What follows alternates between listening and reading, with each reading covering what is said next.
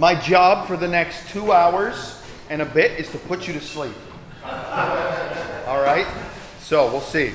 I'm hoping this will be a lot more interactive because I am not an expert and you guys are. So the question I was given is exegetical problems. I decided to attach a word onto the front. Solving exegetical problems. What we're going to do is we're going to first have a brief overview. Everybody should have gotten the handout. That's the content of this slide. I just put it up here for something pretty to look at. We're going to first look at the exegetical method, the step-by-step process that we follow generally, and then we will implement this on 3 different pericopes if we have time. John 3, John 6, and John 12. Specific pericopes in the lectionary. So that's where we're going. Now, the method here is the historical grammatical method. That's not the historical critical method. That's not what we do. We do the historical grammatical method. And who does anybody remember what the historical grammatical method is? Eerie silence. That's great. Okay, so this is a method. The name is self-explanatory. This is how we do exegesis. We look at history of the text and the grammar in the text to determine the meaning. The text determines the meaning primarily. This is the method that goes back to the Antiochian school in the early church that the reformers used and that all conservative Protestants use, though we differ on the nature of its application one to another. But in theory, our method is the same. All right. You can go to the first slide. So hit it again. Oh, great. Okay. So the first 3 steps go like this. The first thing that you do. Now, when you do these, pastors, you will recognize these steps as things you do without thinking, right? You do these things automatically. Sometimes it's so quick, you make a judgment call, you move on. But we have to do this step by step to make sure we cover everything. The first thing is confirm the limits of your passage. You want to know, when you're given a pericope, where does it begin in the text and where does it end?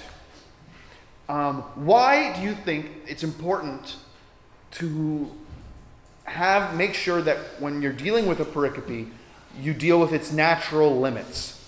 Why is that important? Bunny trails. Bunny trails? What do you mean? Bunny trails, yeah. What do you mean by that? What I mean is you something, well, somebody like me, it's like this kind of sparks this over here, and now, I'm supposed to be in this part of the gospel, I'm over in the epistles. Sure. I'm just going down that way, and you can get lost. You can get lost, okay. What other reasons are there for needing to follow the boundaries of your pericope as it's defined in the text? Context, right? If this is the natural unit that John has picked, if this is the unit, if there's something in the text that delimits this unit off, then this is a single thought. There's a purpose behind this unit, and your job as an exegete or preacher or student is to convey the meaning of that pericope to your people, right? So the question you want to ask is, what are the boundaries of the chosen passage? Where does it begin? Where does it end? What are the grammatical or linguistic features that tell me this is where it begins, this is where it ends? On this step, you can consult your Bible translations. They have the editors of these translations have indicated paragraph divisions where they think it's it's divided, and you can grab your New King James or your NIV or ESV, and you will see different breaks. You can also grab your Nestle Aland or your Robinson Pierpont or whatever Greek New Testament you use, and you can see how the editors of that volume have divided the pericopes. In these steps, the sources I use always have consulting the commentaries as like a later step. I don't understand that because I'm consulting commentaries the whole time. So you go to some of your technical commentaries, the ones that deal with Greek, and they're going to say, this pericope starts here because there's this phrase, and it denotes a change in thought, and it goes into this phrase over here because there's an inclusio. He starts the section with the phrase and he ends it with the phrase, and so this is a unit, right? So you're going to consult your pericopes to do that. The next one is establish the text. You want to consult your textual apparatus, your Nestle Aland, and how many of you have Greek? Majority. Who doesn't have Greek yet? A few? Okay. And there's two ways you can do this, but first, for the guys with Greek, you consult your Nestle Aland, you look at the footnotes, and it'll tell you a smattering of the variants, the major ones. The other one, NA28, UBS 4 also has some notes that are not in Nestle Aland, especially the patristic citations tend to be in UBS 4 and not in Nestle Aland. You don't have this problem in Nestle Aland 27, so if you have a 27, you don't have that problem. I think that's right. Robinson-Pierpont only tells you where the Byzantine form disagrees from your Nestle Aland. So if you just want the quick reference, that's that. I've put up one here called TCGNT, the Text Critical Greek New Testament. You can find that online as a free downloadable PDF. That is kind of like a middle ground, where they have they take the printed Greek New Testaments and show you where they differ one among the other. If you're not comfortable using the Nestle Aland apparatus, right? And you want quick answers, there's the NET Bible, NET Bible, has fantastic textual footnotes. You can go, and it's online, you can grab it, you can read those textual footnotes. I don't always agree with their decisions. I probably never agree with their decisions. But that's the standard scholarly position on most of those texts, and it's in plain English. There's also, Metzger has a textual commentary where he goes through and he lists all the major variants and gives you reasons why one and why not the other. Anyway, do your textual criticism. Establish the text.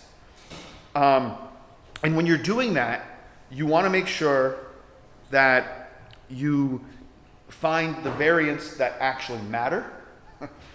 Spelling mistakes, differences in spelling or word order don't matter, right? They're not going to affect your text. Oh, there's a phrase that's inserted in most manuscripts that's not in the other. That matters because that could change the meaning of the text. There's an omission, or you want variants that matter. Once you've established your text, you've looked at the variants. Your variants, by the way, are the first commentary on the text, right? They're the oldest commentary, if we want to call them that, on the text of the New Testament. They tell you how other people have understood this, at the very least. The next is you're going to make a tentative translation. You're going to translate it from the Greek yourself. If you don't have Greek, what you want to do here is grab a smattering of Bible translations and start comparing them. Pick one as your base translation and start comparing them. What you want to look for are not just synonyms, right? But actual substantive differences. Take 2 or 3, grab a Word document, copy and paste them into columns, print it out, grab a highlighter, start highlighting, right? Then you can see, okay, there's a difference here. NIV says this, New King James has something completely different. What's going on? I better consult some commentaries and see what's going on. You want to, so if you don't have Greek, that's how you do it. You compare your translations. You want to work on your translation as you go, right? Your first translation doesn't have to be perfect. Most pastors, if you're like me, you don't write down your translation if you're working on it. You read through the Greek text, you kind of work through it, and you get a sense of what the text says. You make sure that the translation you're preaching from isn't completely off kilter, and then you jump into your text. All right? But it's important that doing the translation forces you to slow down and engage in the text yourself. And that's why it's important. Next. The next step is the literary context. Where does my pericope fit with the rest of the book?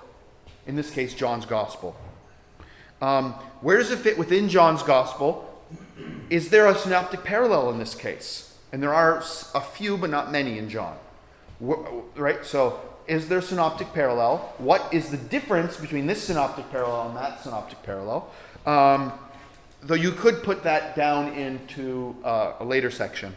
But you really want to know, where does this appear in the literary context of John? How does it fit there? You also want to know at this point, are there literary devices in your text? Are there similes or metaphors? What genre, what form is the text? Is it a parable? Is it a miracle story?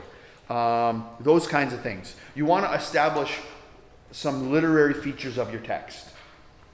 Okay? Step 5 is the structure of your passage. So you want to outline your passage or consult commentaries that outline it for you. How is my passage divided? What are the major units in this text? All right? You want to look for natural units. You want to look for things like inclusio, chiasm, repetitions, parallels, right? And at the end of this, you want to outline your passage.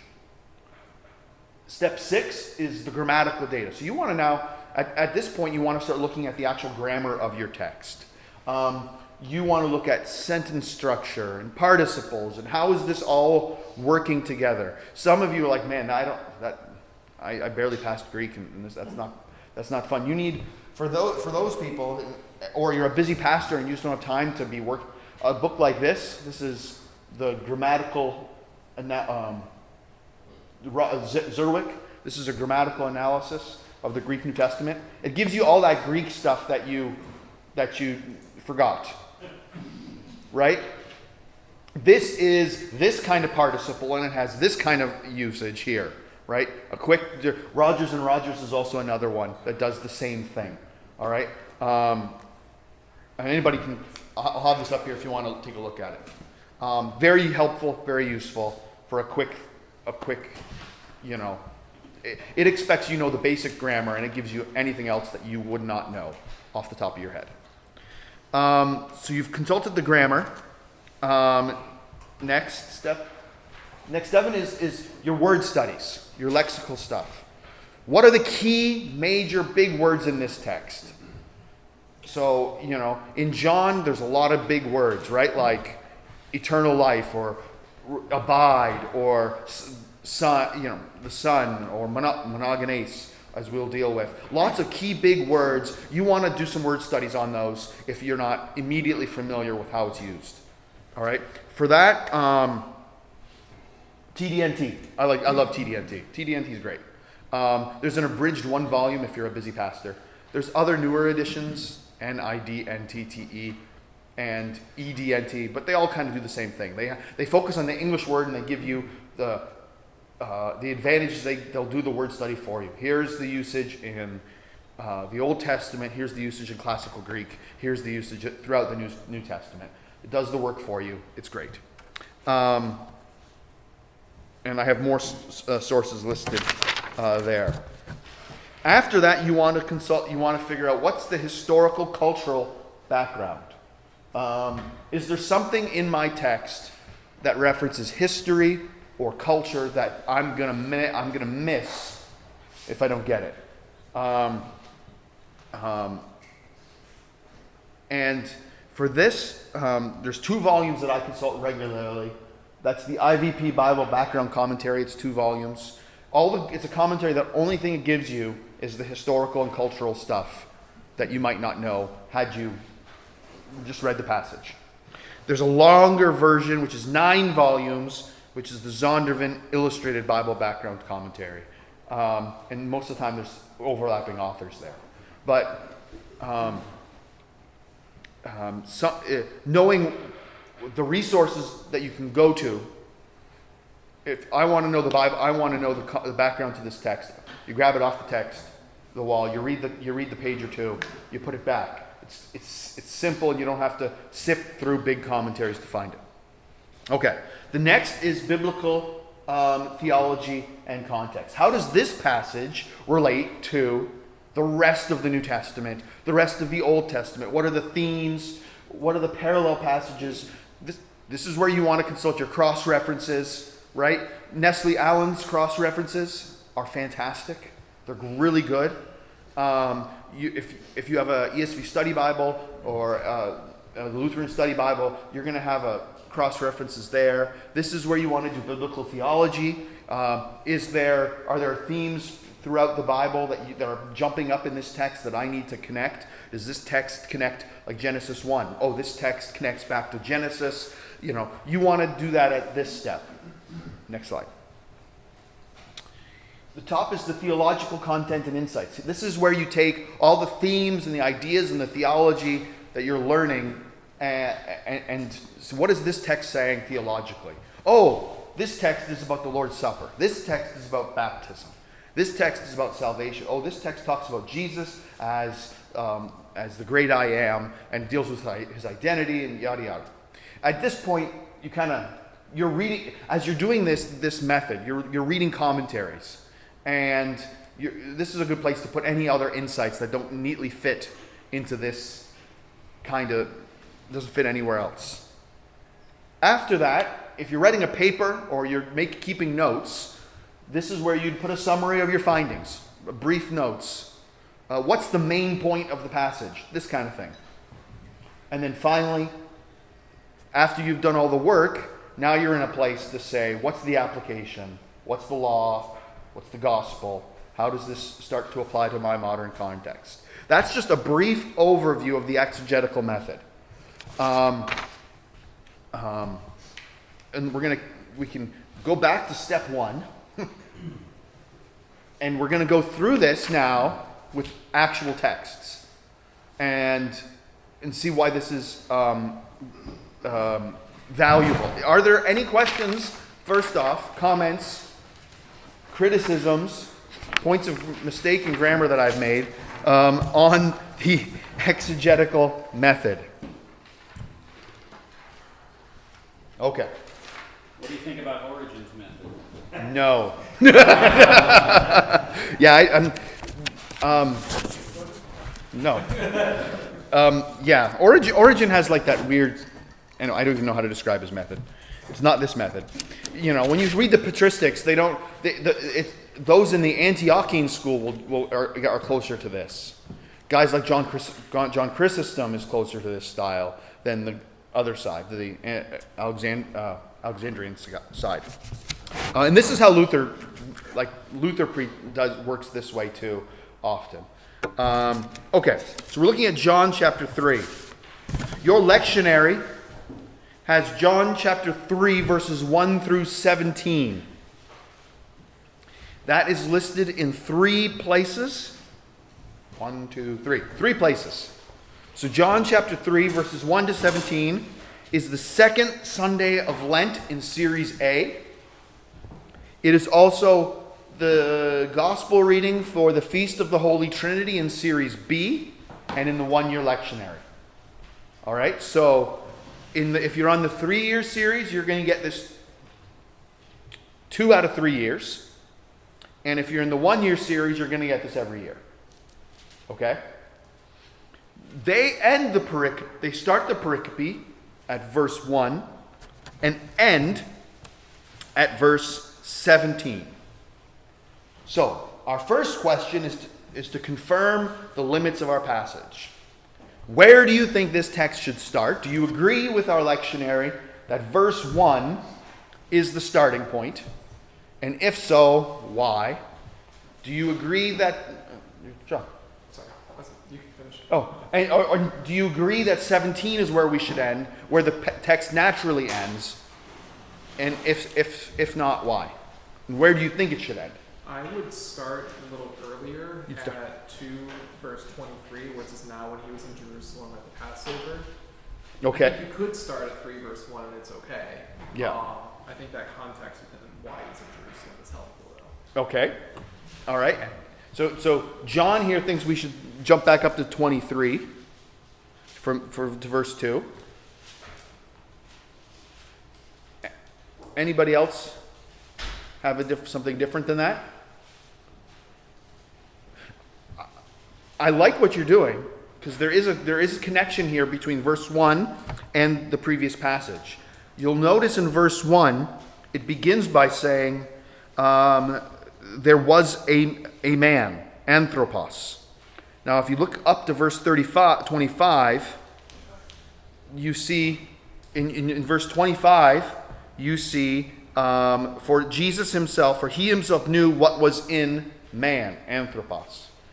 So there is a connection. So what's going on in John is that the principle that was just demonstrated previously is now being shown specifically in the case of a man. Notice he says anthropos. That's a weird choice of words. He doesn't say aner. It says there was a guy. It says there was a man, right?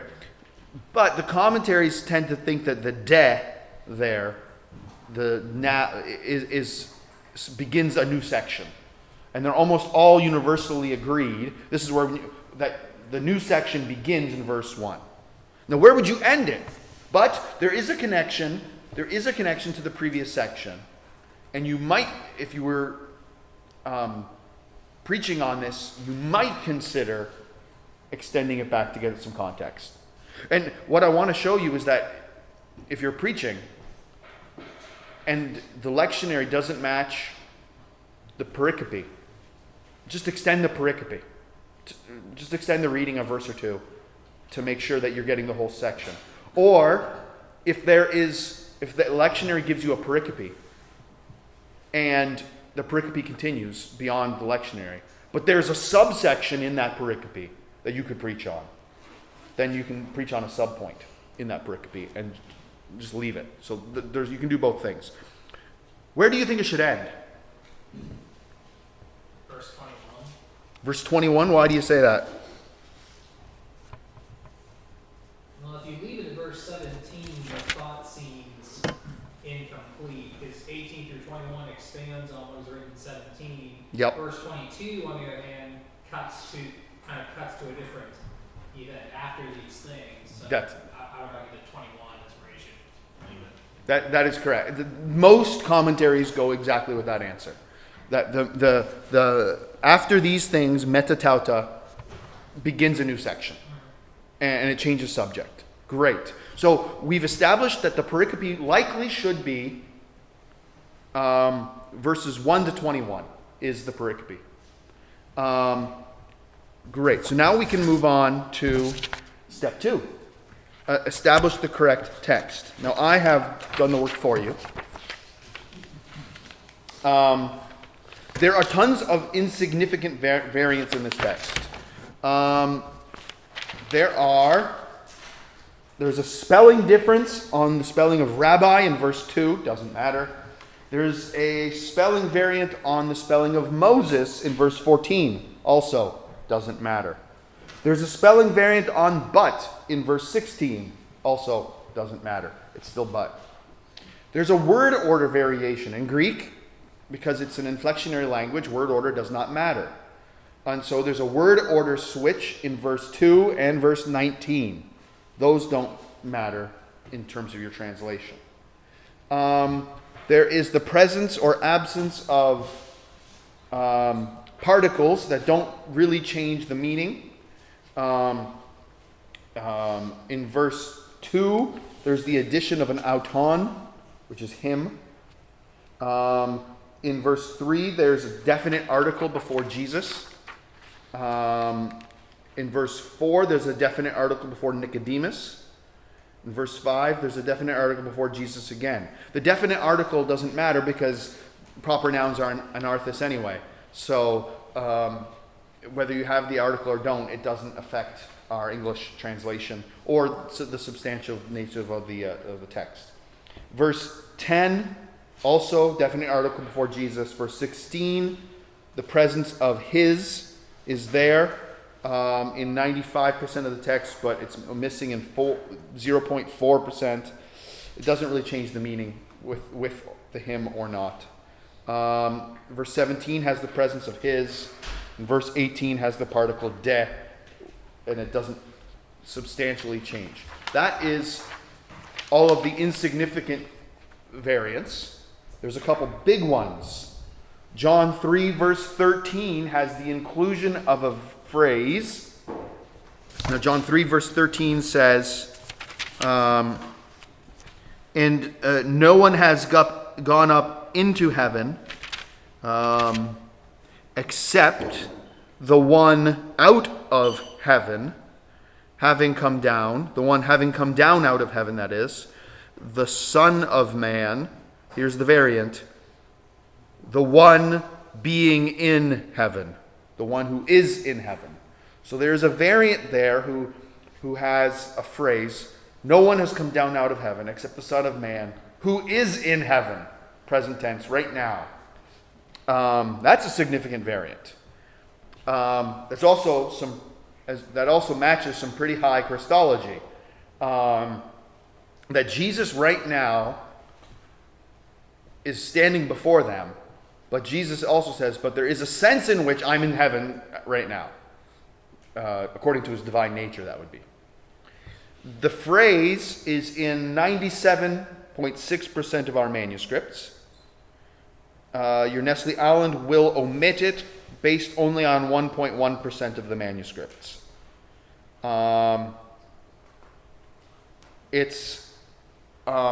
This is where you get into this is where you'd have to make a judgment call on whether or not you think it's in. You can spin a tale as to try to explain where it came from, or where it's hard to imagine why somebody would add this phrase here because it's a difficult phrase. It's hard to imagine somebody, if it was in the text, taking it out because it's such a significant phrase. It's very strange. It is in most of our manuscripts, though, so you'd have to make a judgment call on that.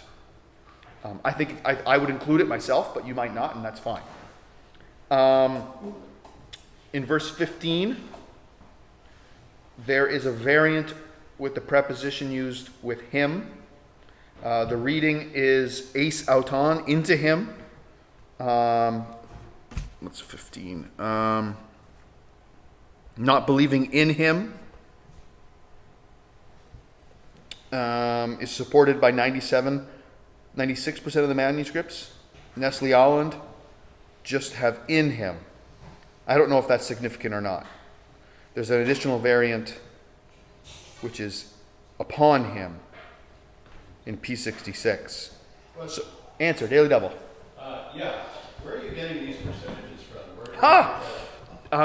I'm glad you asked. There is a work called that Text Critical Greek New Testament.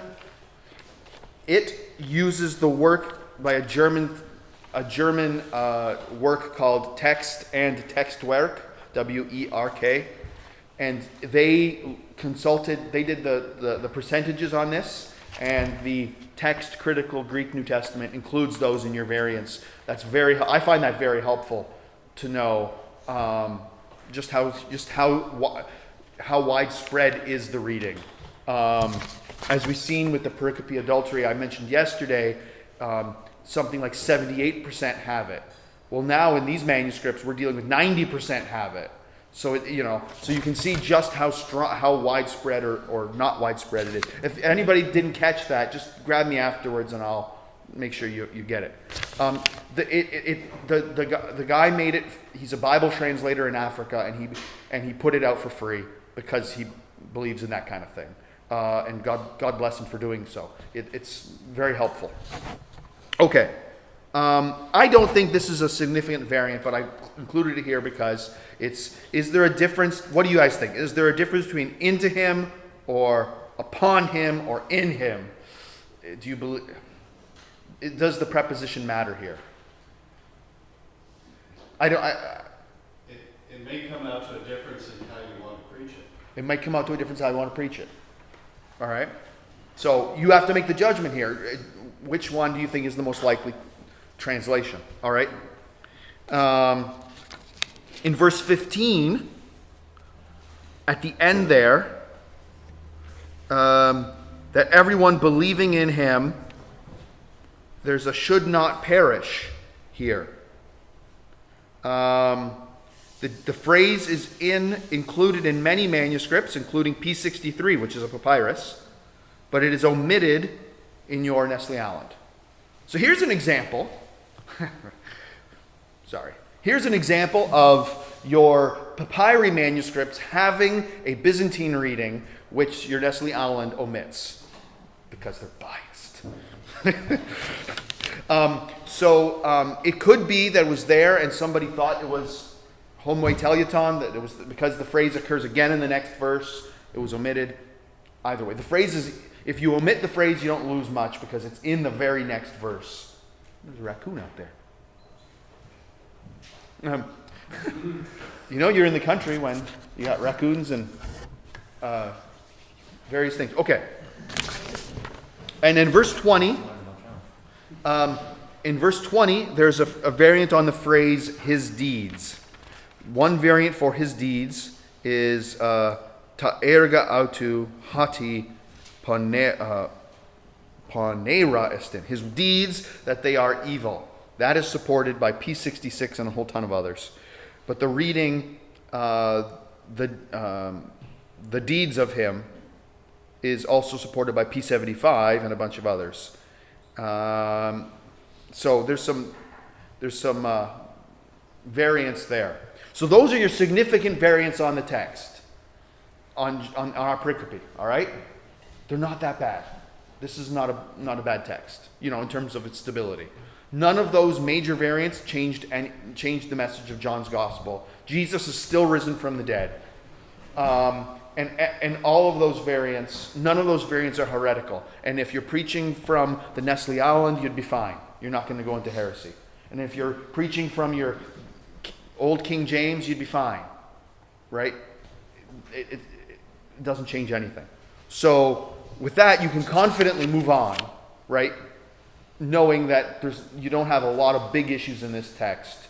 You might want to include that phrase, "to the Son of Man who is in heaven," and make a phrase about Jesus and his divine nature and something like that. That'd be significant for preaching. Jordan? Well, yeah, so bring up this variant about the Son of Man. This actually has significant theological import. Okay, tell us about it.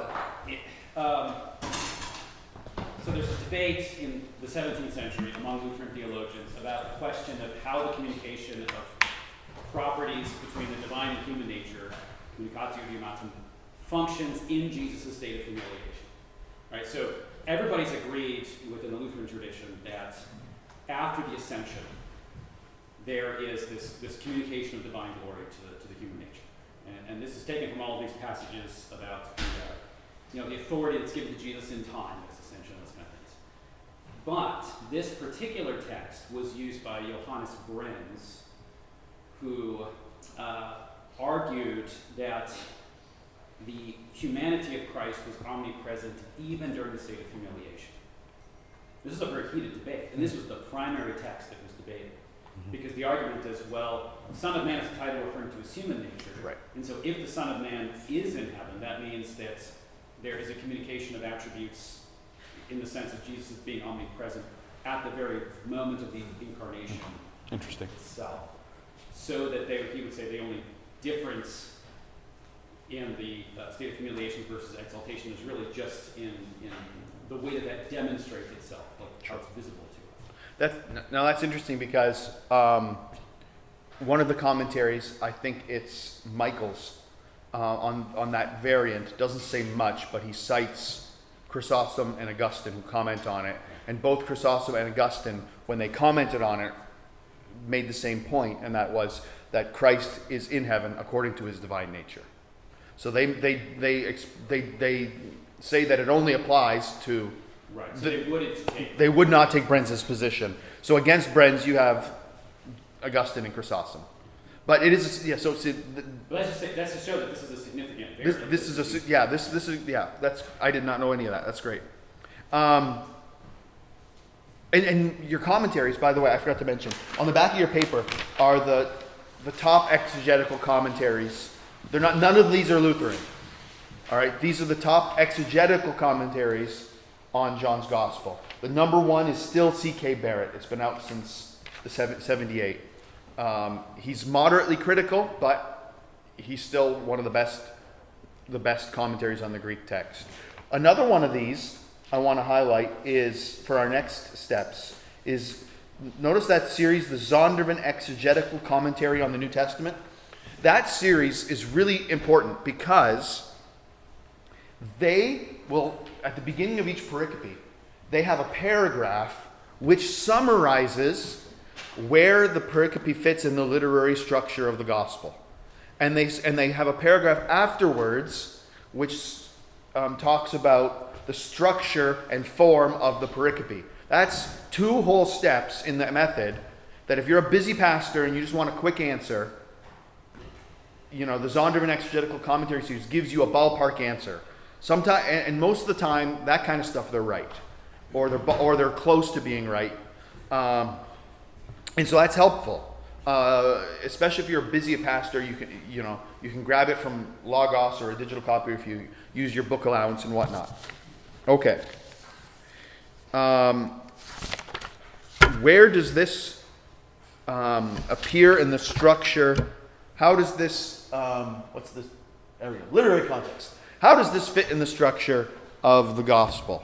Anyone want to take a stab at that? How would you say this pericope, John 1 to 21, fits within the context of John's gospel? Anybody? Bueller? Okay, so first you have the transition from the previous chapter. And as I said, this is directly linked with the previous section in verse 25 with that use of anthropos, right? Nicodemus is introduced almost as a representative of the groups that he was talked about. So the gospel is going from the general to the particular. And Nicodemus's approach is depicted as exemplifying those who believed in Jesus due to the signs, but whose faith is inadequate. There's something missing. And Nicodemus is an example of this. There's a thematic development. New birth, God's love and salvation, light, darkness, judgment, Son of Man, all of these things, lifting up, all of these are major themes in John that all come here. So you move from chapter 2 with a public encounter with the temple authorities now to a private encounter one-on-one. Did I see your hand up? Well, the immediate context before and after have to do with John the Baptist. It would seem that this passage would have something to do with that. And play on the theme of light. Right. John telling us in chapter 1, he himself was not the light, but he came to bear witness of the light. Right. So it starts with John, or it's prefaced by John the Baptist, and it ends with John the Baptist's declaration that he rejoices in the appearance of the light. He must increase, I must decrease. And then it also talks highly about baptism, of which John had something to do with. So John's been baptizing, so there's that connection too. Yeah, so that's a great idea. There's that natural transition, and if one would want to look at it this way, the passing of John, Revelation, John the Baptist, who is the light, Nicodemus, of course, coming to him in the dark, but that, the isolated pericope having to do with the one who comes to the light. Right. And those themes of light and dark go all the way back to the prologue, right? So you see that the ideas and themes of the prologue get spread out throughout the gospel and highlighted in different ways. Next is our structure of our passage. There are 2 major elements in this passage. The first is the dialogue between Jesus and Nicodemus. The second is the commentary on that by John himself. The problem here is we are not quite sure. There are no quotation marks in Greek. Right? But So some of your old translations might have the whole thing, 1 to 21, all in red, as if it was all Jesus' words. But there's a good reason for thinking that verse 16, yes, verse 16 and onwards is a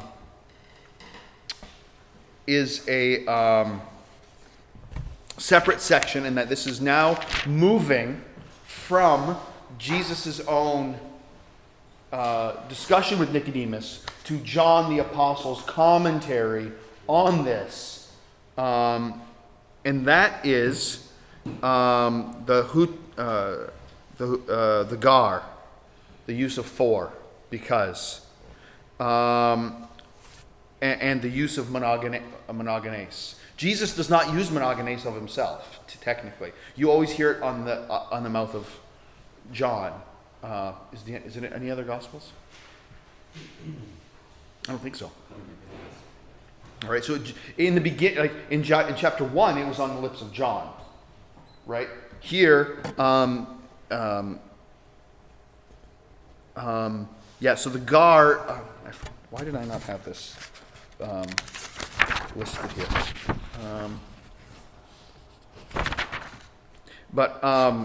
So from here to the end, just the way it talks, it sounds like John is now commenting on it. And we'll get to monogenes in a moment. Additionally, I think that if we're going to break it up, I skipped the section on form. The first part of this is what we call a social challenge narrative. In the Roman world, there was this, for lack of a better word, game you could play. It wasn't really a game. It's a social game, if you understand. Where you would enter into a verbal dialogue with somebody with the hopes of gaining honor over them, shaming them publicly so that you could look good in the eyes of people and gain honor. Challenge riposte, it's called, if you've done social studies in this. This is what's going on here. Nicodemus is not 100% genuine. You can hear that when Nicodemus comes in and says, "We know," and he starts flattering him. "We know that you're a man from, you're a man from God," right? He's not completely sincere. And there is evidence that at night he's not trying to hide himself, but actually there is some evidence that this is when people would actually sit down and have chats. Ken Bailey brings that out in his work too, that the Pharisees, they worked day jobs, and so at night is when they would sit around and discuss tradition and scriptures. Yeah. So the form of this text then, the first part is the social challenge, this back and forth between Jesus and Nicodemus. Nicodemus playing the role of an inquirer to try to poke and see if he can get the one up on Jesus. And then the second half of it is John the Apostle's explanation, outlining the import of what Jesus said during this time.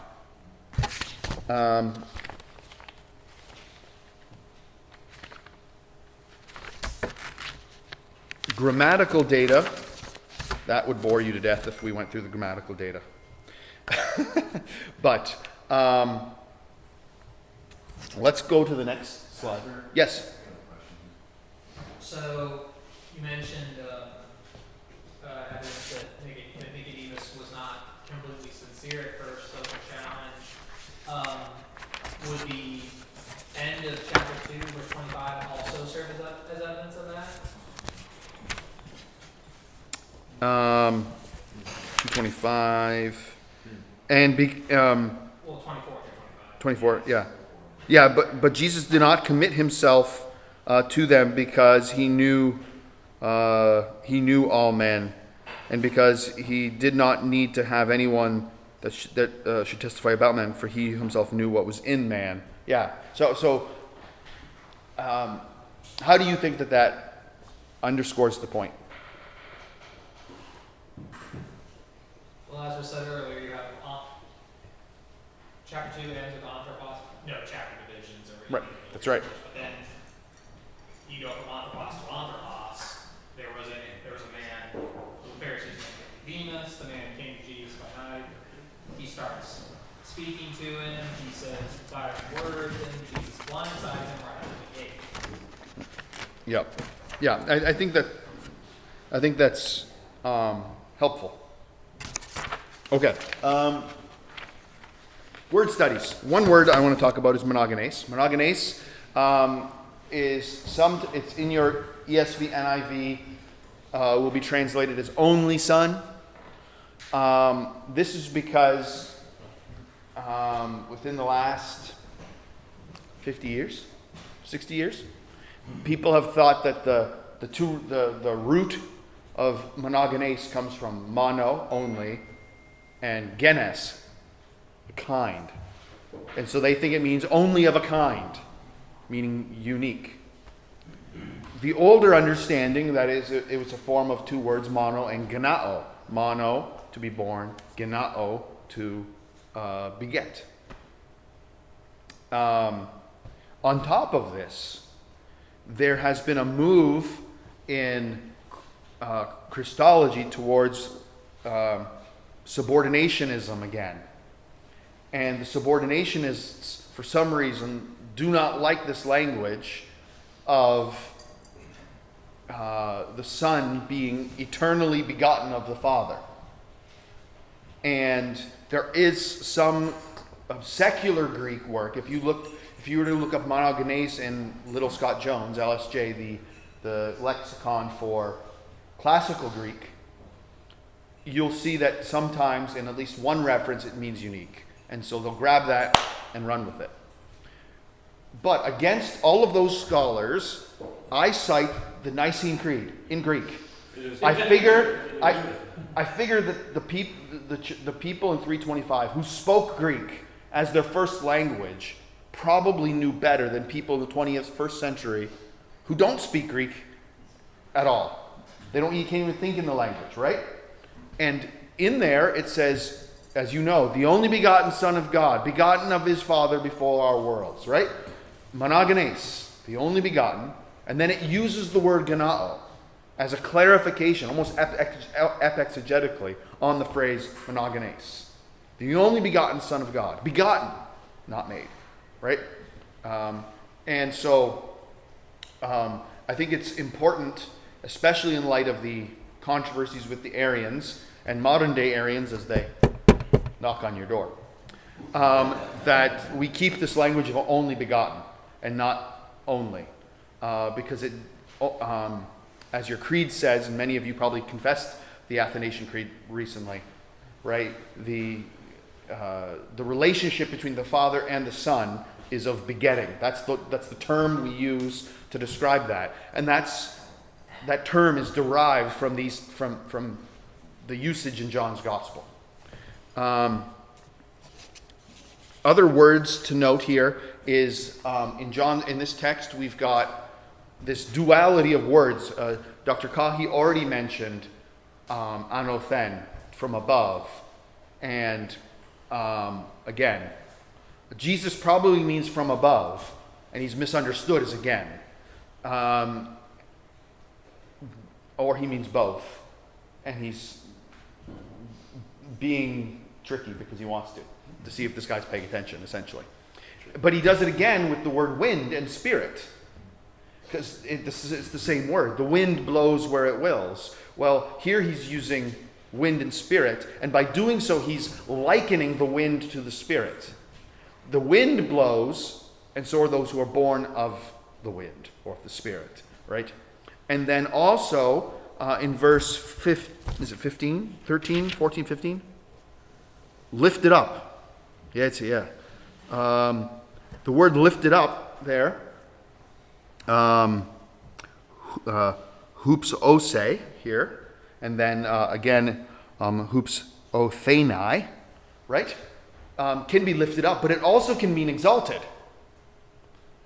And so you see that Jesus here is using multiple words in two different ways, and he means them both. And he makes his point that way, and that's just very fascinating that he can do that. And that's here in this chapter. What's our next section? Historical and cultural background. One of the things we want to know is, who's this Nicodemus guy? Well, we know who he is. He's Nicodemus ben Gira? Yeah. Bless you. The historical problem here is in verse 1 or 2. 1, there was a man of the Jews, Nicodemus by name, a ruler, or a man of the Pharisees, Nicodemus by name, a ruler of the Jews. If you remember your history, the Pharisees are not on the council. The council is for the Sadducees mostly. They're not, so, there's somebody might raise a problem, and scholars have raised this problem. Except we've got, who did the work here? Bauckham did the work here. And Josephus, looking at Josephus, we know which guy this is. This is Nicodemus ben Giron, and that his family was very important. The name Nicodemus is Greek, actually, means conqueror of the people. And the Giron family arrived there during the Hasmonean period, and that he was, according to Josephus, he was both a Pharisee and on the ruling council, on the Sanhedrin. So now we have a little bit more information about Nicodemus. And you can read about that in Richard Bauckham's book, Jesus and the Eyewitnesses, or in his book Testimony of the Beloved Disciple. He's got a whole essay on that. Richard Bauckham, Richard Bauckham, Bauckham. He's got a couple of books on the Gospel of John specifically, which are very good. He's ever so slightly critical, but he believes it's eyewitness testimony of Jesus. He's critical in terms of, he doesn't believe the Apostle John wrote, but he still believes an eyewitness wrote it. But he has some really good stuff on the themes of John and theology on those books of his that have essays are actually pretty good. How are we doing for time? 2? Is that my time? Yes. Okay.